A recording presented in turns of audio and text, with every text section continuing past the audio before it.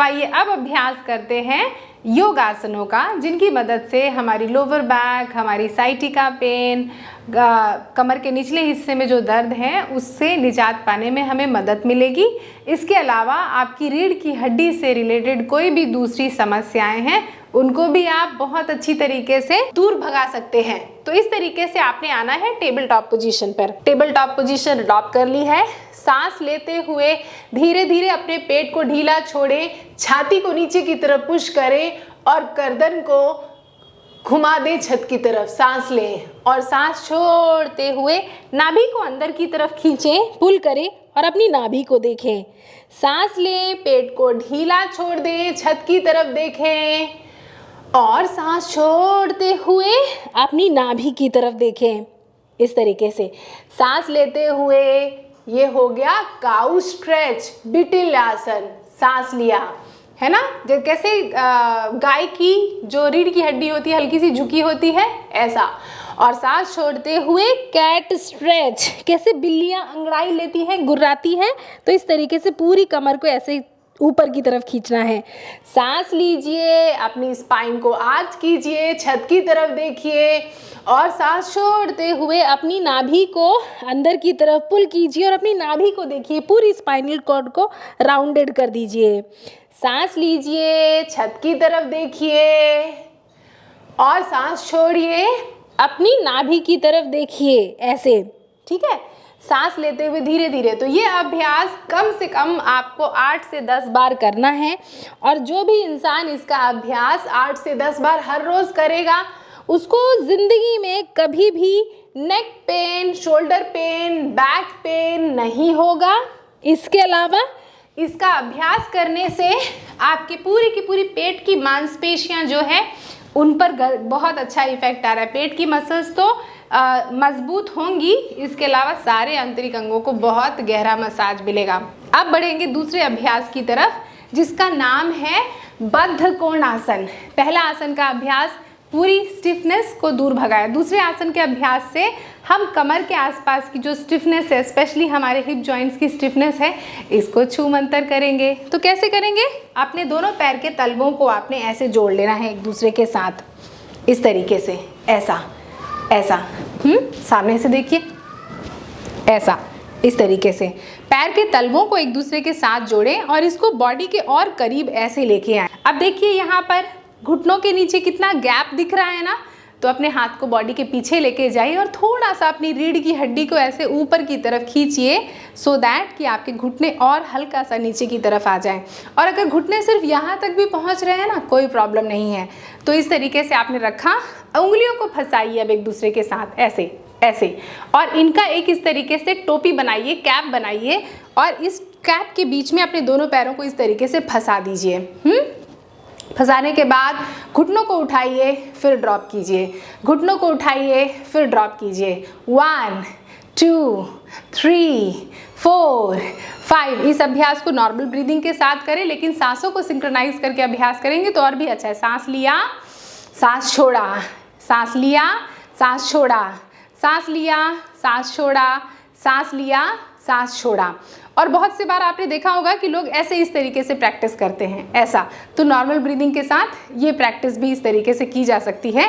लेकिन अगर आप जब कंट्रोल के साथ इसको उठाते हैं और छोड़ते हैं, उठाते हैं और छोड़ते हैं, तो एग्जैक्टली आप महसूस करेंगे कि उन मसल्स में और ज़्यादा मेहनत हो रही है इस तरीके से।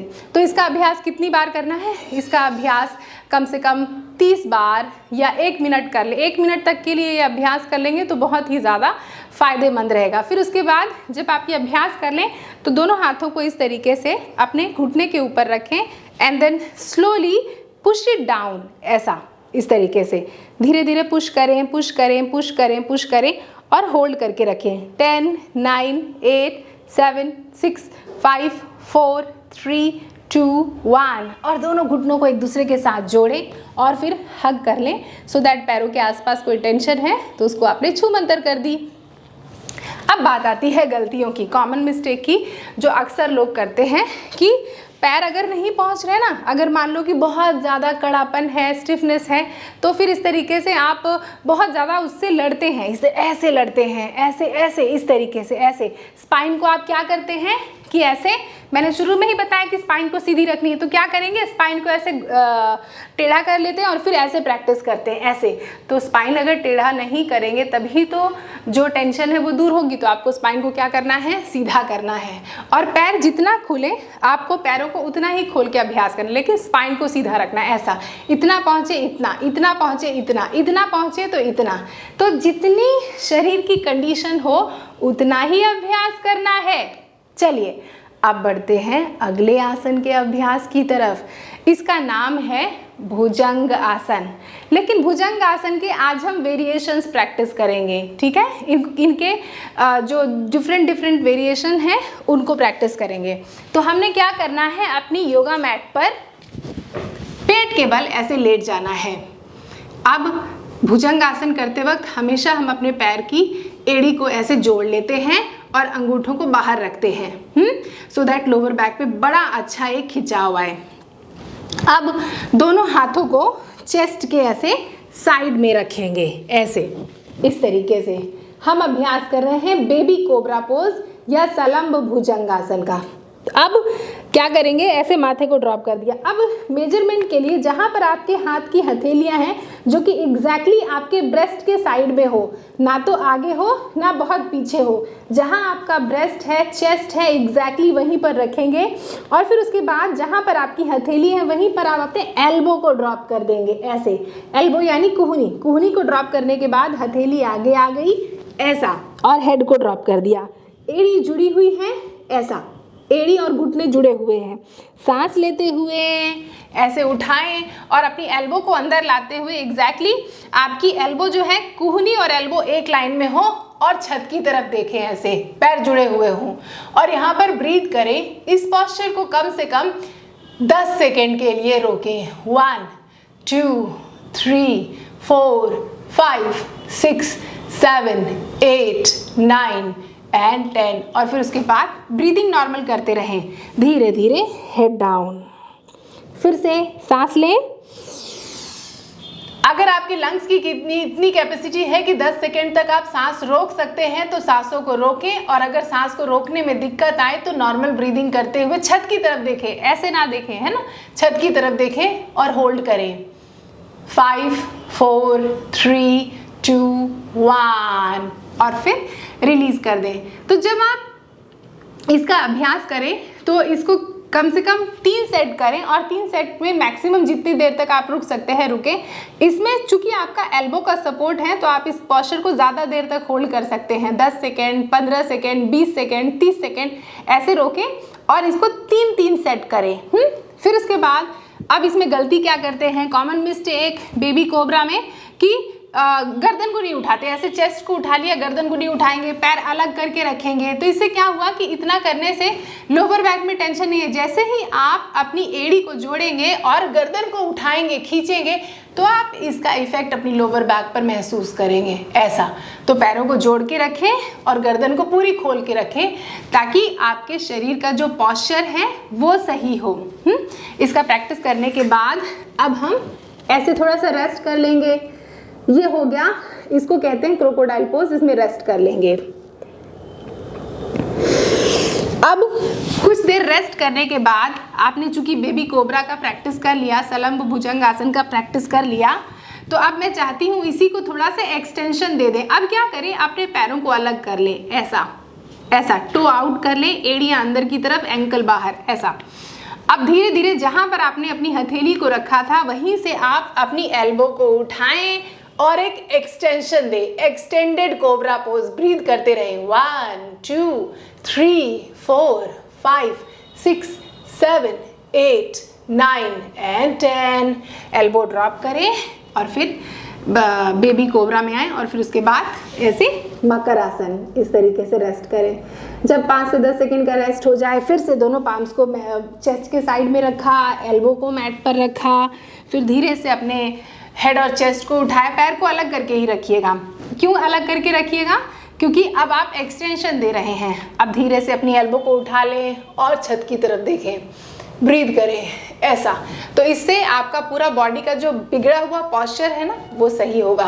10 9 8 7 6 5 4 3 2 1 रिलीज कर दें। गलती मैंने आपको ऑलरेडी बताई कि इसमें पैर को जोड़ के मत रखिएगा, इसलिए क्योंकि इसमें एक्सटेंशन मिल रहा है, तो अगर पैर को जोड़ के रखेंगे तो बहुत ही ज़्यादा आपको असुविधा महसूस होगी एक्सटेंशन में। तो पैरों को अलग करके और फिर इस तरीके से पूरी स्पाइनल कॉर्ड को स्ट्रेच करें। अब गलतियों को भी जान लिया है, अब हमने एक्सटेंडेड भुजंग आसन का अभ्यास करने के बाद फिर से रेस्ट करना है। हर एक अभ्यास के बाद आप रेस्ट ज़रूर किया करें और फिर उसके बाद दूसरे अभ्यास की तरफ आगे बढ़ा करें। बेबी कोबरा और एक्सटेंडेड भुजंग आसन जो दोनों अभ्यास बताए हैं, इनको आपको 3 सेट करना है। 3 सेट में आप जो रुकने का टाइम है वो आप डिसाइड करें, 10 सेकेंड, 20 सेकेंड, 30 सेकेंड, जितनी देर आपको रुकना है वो आप डिसाइड करें। अब ऐसे ही पेट के बल लेटे हुए हम अगले पोस्चर का अभ्यास कर रहे हैं जिसका नाम है शलभासन। शलभासन हमारी लोअर बॉडी की स्ट्रेंथनिंग के लिए बहुत ज़्यादा इफेक्टिव है, चाहे हमारे जननांग हो, चाहे लोअर बैक हो, सब के लिए। तो आपको करना क्या है, अपनी ठुड्डी को ऐसे मैट पर रखना है, ऐसे चिन को मैट पर रखिएगा, ठीक है, ऐसे चिन को मैट पर रखने के बाद अपने दोनों हाथों को ऐसे लॉक कर लेंगे बॉडी के नीचे इस तरीके से। हथेलियां जो है वो बॉडी की तरफ है, ऐसे अंदर मत घुमाइएगा, ऐसे करिएगा, ठीक है, ऐसे इस तरीके से। अब